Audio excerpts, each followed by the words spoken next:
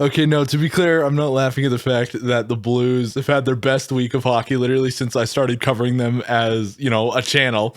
I'm laughing at the fact that the Blackhawks are getting their asses kicked by the Red Wings 5-2. Seth Jones makes 9.5. They're getting outshot 33-18, and Lucas Raymond has a hat trick. But this isn't a Blackhawks channel. This is not a Blackhawks channel. If you're new here, this is the Blues channel. Hi, my name is Mason, aka Blues Fan Reacts. I make a video every single week.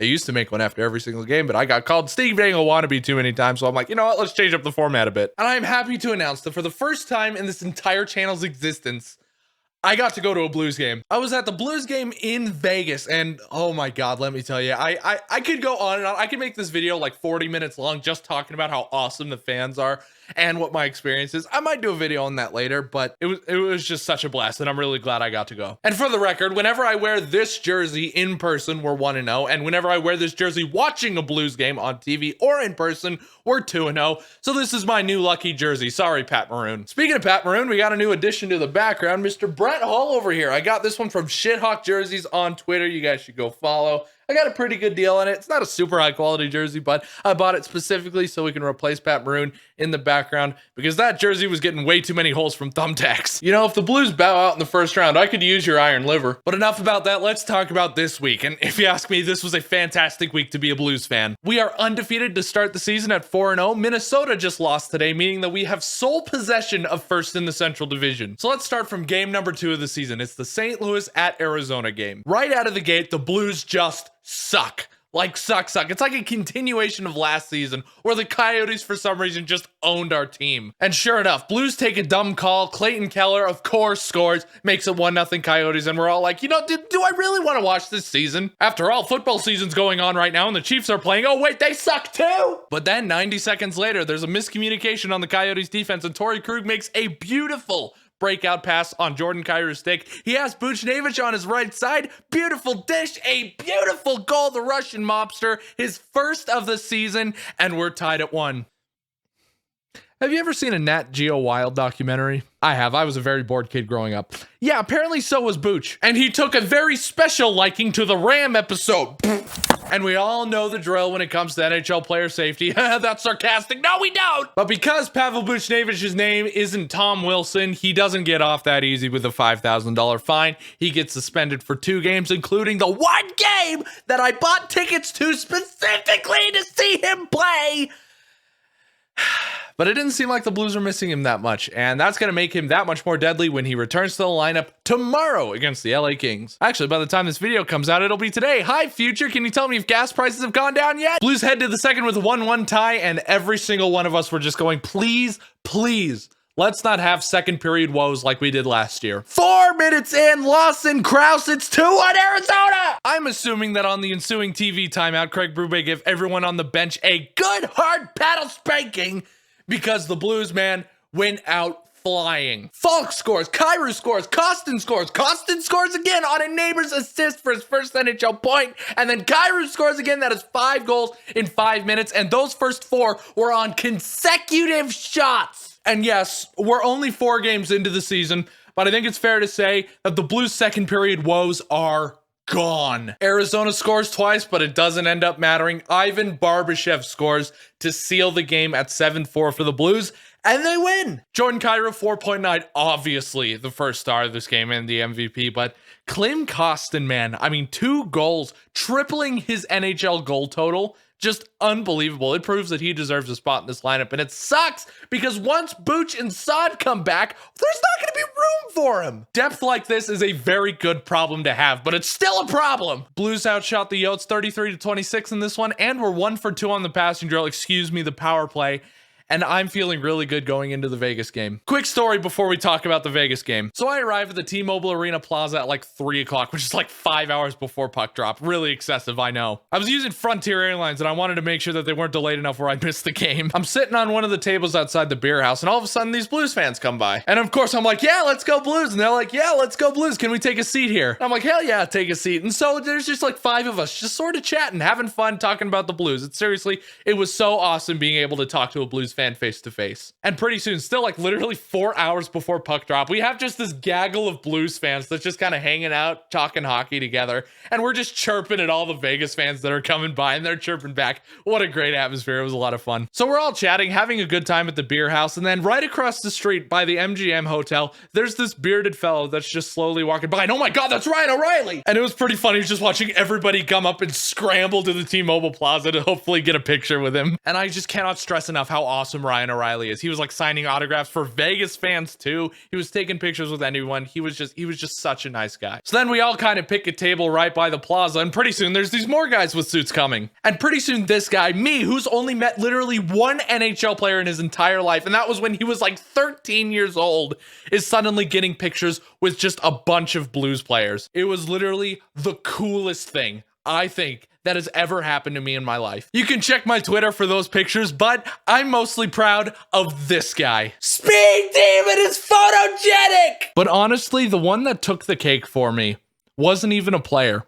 It was Chris Kerber. I'm sure most of you know who it is, but if you don't, let me fill you in. Chris Kerber is the radio announcer on 101 ESPN for the St. Louis Blues. And I'm telling you, I don't have enough good things to say about Chris Kerber. I mean, me and him were chatting for a good 5 minutes and nobody seemed to recognize him, which really surprised me. But you know, we were chatting away and man, what a guy. Like seriously, like he said, nice jersey. He said, enjoy the game. And we were just talking about media, and I didn't say I had a channel or a podcast or anything like that because I was still pretty nervous. Man, just what a guy though. Like seriously, we get in the arena and the place is just absolutely rocking. I mean, the in-game presentation is bar none the best in any professional sports. Like, I'm serious. Make it a bucket list item to go to a Vegas Golden Knights game. So the puck is just about to drop. I'm feeling amazing, and I'm thinking to myself, you know, no matter what happens tonight, even if the Blues get killed, honestly, my entire life has been made just taking pictures with all these Blues players. If we lose, it's whatever. And then Jordan Binnington immediately gives up a bad rebound to William Karlsson. He pots it in, 1-0 Knights, and I'm like, you know what? I regret that immediately. Can we please win? Both goalies putting on an absolute clinic early on and throughout the entire game, and everybody's just shooting everything but the kitchen sink on net, you know, but nothing's going in. Vladimir Tarasenko playing, I think, his best game since the Stanley Cup final. And then in the second period, Brandon Saad scores his first goal as a Blue, and it's a tie game. Then in the third period, an absolute defensive breakdown by the Vegas Golden Knights, specifically Alex Pietrangelo, who puts the puck right on Torrey Krug's stick, who sets up Shen, Tarasenko, and Kyrou for a partial 3-on-0. Kyrou sends it to Tarasenko, he scores, and then immediately goes after Pietrangelo's face, which I thought was funny. Ivan Barbashev gets the empty netter, 3-1, his second goal in as many games, and that's the final. The Blues end up winning. Blues were outshot 33-48, and the Blues went 0-for-3 on the power play. But the Blues out-hit the Knights 31-13. Boy, what a difference Reeves makes. And the Blues are undefeated 3-0 going into the home opener against LA. I have follow scores to make it 1-0 LA, and that is the third straight game that the opponent has scored first. But then the Blues, just like they did in the Arizona game, go on a tear after that and score 6 straight. Perron, Barbashev, Perron again, and Jake Neighbors gets his first NHL goal. I missed his first NHL goal by 1 game.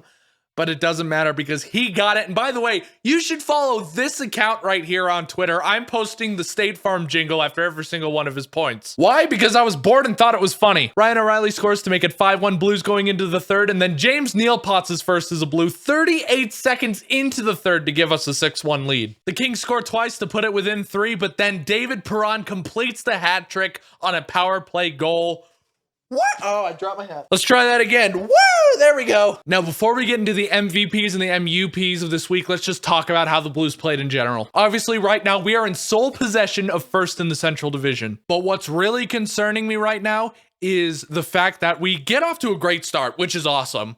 But then we let our foot off the gas, especially in the third period. And if you ask me, the third period is the worst period to be letting off the gas. You saw it in the Arizona game. Arizona scored 2 goals there before the Blues kicked it back into gear. It's obvious that Berube was mad after that. And then in last night's LA Kings game, the Blues just let off the gas once again, let the Kings score 2 quick goals, and it seemed like they were back in it. The philosophy in that locker room should be games that are put out of reach should stay out of reach. A contending playoff team does not let that sort of thing happen. Just ask the Leafs. Kyrou, Tarasenko, and Perron respectively are going to be the MVPs of this week. Scandella, Costin, Wallman are your MUPs respectively. Standings are in the description. Let's get to questions. Do the Blues keep this kind of scoring going, or do you think they might hit a dry spell? Also, how about a David Perron hat trick in his first game at home? You love to see a David Perron hat trick, of course, but as with all teams, you're gonna hit a dry spell of scoring eventually. It's a matter of how will Craig Berube and the players react once that dry spell hits? Once you get through that, it can tell you a lot about how a team is going to be going forward. Official Jake Neighbors nickname? It's going to be Jake Farm until further notice. Could David Perron, like, shave? Please? You're telling me? I think it looks good. Let him rock it. Was Sanford holding us back? It sure looks like it, doesn't it? I don't know if you guys have been keeping track of. I have, kind of. Sanford's been doing pretty good in Ottawa. I think it's a good fit for him. Do you think we were a better team in 2019 or now? Forward-wise, I think this is the deepest the Blues have been in well over 2 decades. But our main concern this year is, well, like everybody knows, our defense. If Scotty P gets called up sometime this year, then that would certainly be a help, especially if he's NHL ready, which I think he is. But I don't even think goaltender is a concern at this point right now. Not the way Jordan Binnington's been playing. I'll end the video with this tweet from Mark Lazarus. The Blackhawks now own the NHL record for longest start to a season without holding a lead. Ooh, even in 2019, the Blues weren't that bad. So that is going to be it for this one. Thank you guys so much for watching. As always, if you like the video, please subscribe and make sure that you follow this Twitter account once again. And yeah, I'll see you guys in the next video. Let's go Blues! 4-0, baby! Undefeated!